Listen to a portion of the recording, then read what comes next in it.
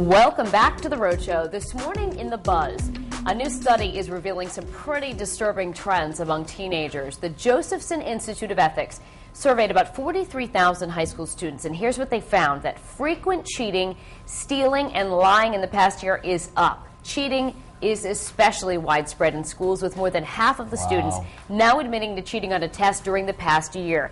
Also, 1 in 3 students admitted to using the internet as a source of plagiarizing assignments. Students also admitted it just gets worse, to lying and stealing from parents or friends.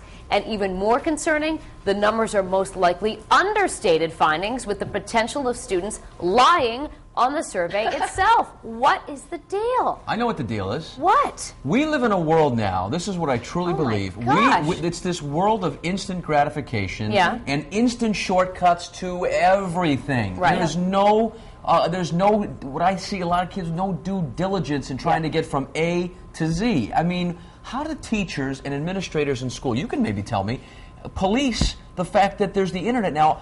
Google term paper on microbiology, and like 90 of them pop up. How does that work? Because we didn't have that when I was in college. We had libraries that we went to. And I mean, we had Cliff Notes. We had Cliff Notes, which was kind of like the worst thing you could do, was using those. In terms of papers, though, now teachers have access to like scanning them through the internet, and if too much of it is plagiarized, they can. Oh, there's a way to check it. I didn't know that. Okay, but isn't it sad that you have to do that now? I know. You know what I mean? It's like why bother? But especially, once you get to a college level too, you can get kicked out of school. You can get, completely expelled for any type of plagiarism or any cheating of that nature. So it's almost like, why would you waste your time and money and take that risk? People now, it's amazing how.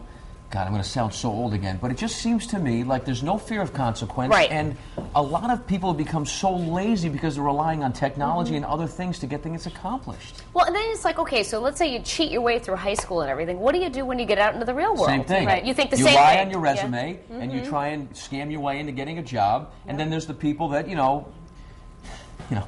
people that are unfortunately on unemployment that, leech off the system because, and then try and get away. I mean, it's probably a very small percentage that do that, but you can't stop the people that steal convince themselves that it's okay to steal. The climate of it is starting so much earlier now. I mean, I have kids in elementary school, and you already see some of them lying at a young age. And I've talked to some other moms about this. There's certain things as a mom you can kind of be okay with. Lying, forget it.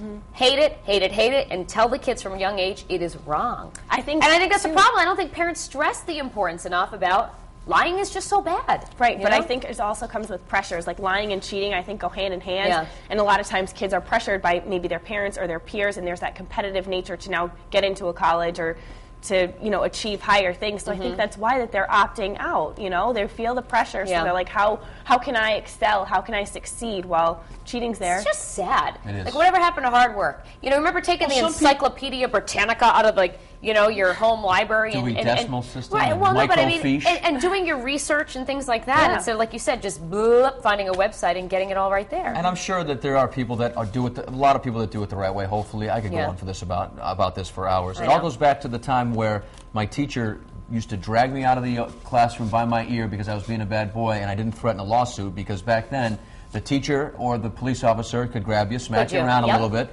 and your parents would say, "Good.